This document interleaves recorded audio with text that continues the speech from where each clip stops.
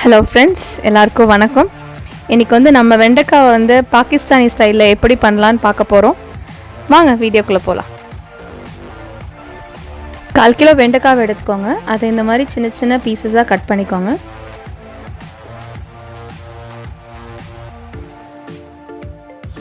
ஒரு வெங்காயமும் 2 தக்காளியும் எடுத்துக்கோங்க. வெங்காயத்தை பொடி பொடியாக நறுக்கிக்கோங்க.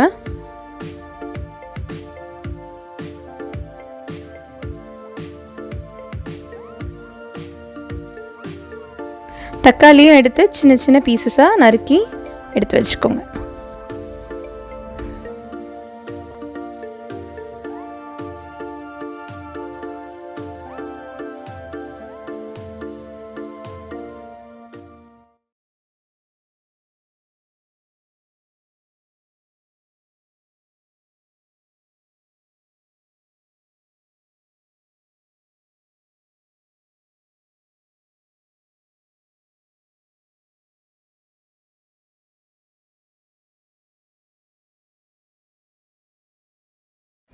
ஹை ஃப்ளேமில் பேனை வச்சுருங்க. தேவையான அளவுக்கு ஆயில் ஊற்றிடுங்க.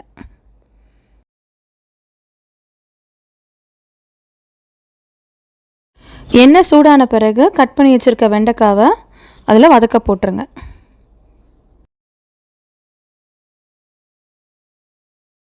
இப்போ நம்ம வதக்க ஆரம்பிக்கலாம். வெண்டைக்காவை நல்லா பொரிஞ்ச மாதிரி வறுத்து எடுத்துருங்க. தேவையான அளவுக்கு உப்பு சேர்த்துடலாம். இப்போ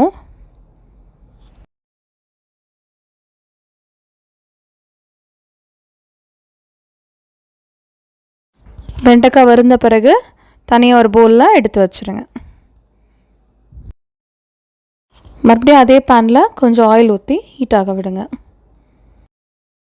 எண்ணெய் சூடான உடனே வெங்காயத்தை போட்டு வதக்க ஆரம்பிச்சிடலாம். நம்ம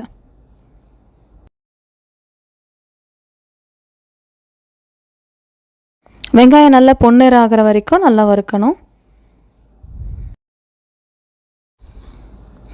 வெங்காயம் இப்போ நல்லா பொன்னிறமாக வதங்கிருச்சு. இப்போ நம்ம தக்காளியும் சேர்த்துக்கலாம். தக்காளிலையும் நல்லா வதங்கி எண்ணெய் பெரிகிற வரைக்கும் நம்ம அப்பப்போ கிளறி விட்டு கொஞ்சம் பார்த்துக்கலாம்.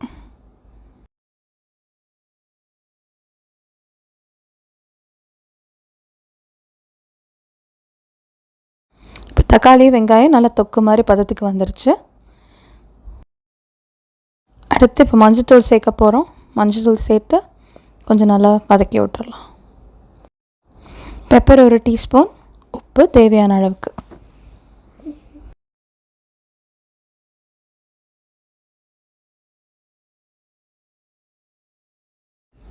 தேவையான பொருள்லாம் போட்டுட்டோம்.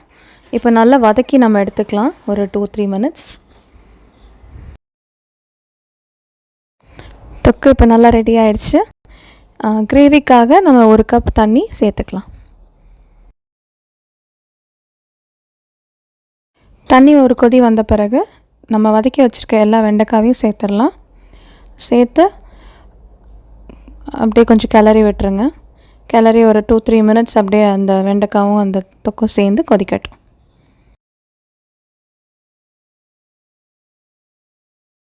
பொதுவாக நம்ம ஒரு சமையலில் பார்த்திங்கன்னா இஞ்சி பூண்டெல்லாம் முதலே வதக்கிடுவோம்.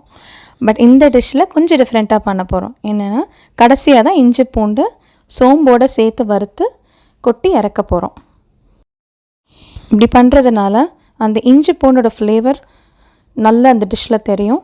ஸ்பெஷலாக நீங்கள் சப்பாத்தி தோசையோடு வச்சு சாப்பிடும்போது ரொம்ப அருமையாக இருக்கும்.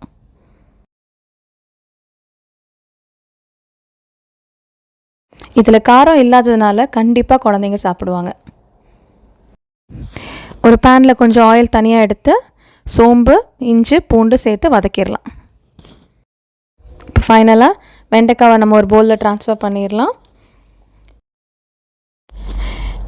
இப்போ வெண்டைக்காவை ஃபுல்லாக நம்ம ட்ரான்ஸ்ஃபர் பண்ண பிறகு கொஞ்சம் பச்சையாக வெங்காயம் தக்காளி நம்ம அரிஞ்சு வச்சுருக்கோம், அதனையும் சேர்த்துடலாம். நம்ம இப்போ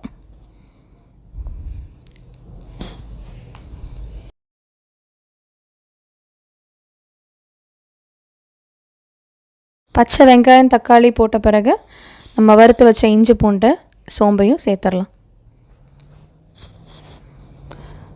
அப்படியே கொஞ்சம் மிக்ஸ் பண்ணி விட்டுருங்க ஃப்ளேவர் இறங்குறதுக்காக. ஸோ தொக்கு, வெண்டைக்காய், பச்சை வெங்காயம், தக்காளி, இஞ்சி பூண்டு, சோம்பு எல்லாம் சேர்த்தாச்சு. இதான் ஃபைனல் டிஷ். இது கூட வந்து நீங்கள் பிள்ளைங்களுக்கு கொடுக்கும்போது நெய் ஊற்றிக்கலாம்.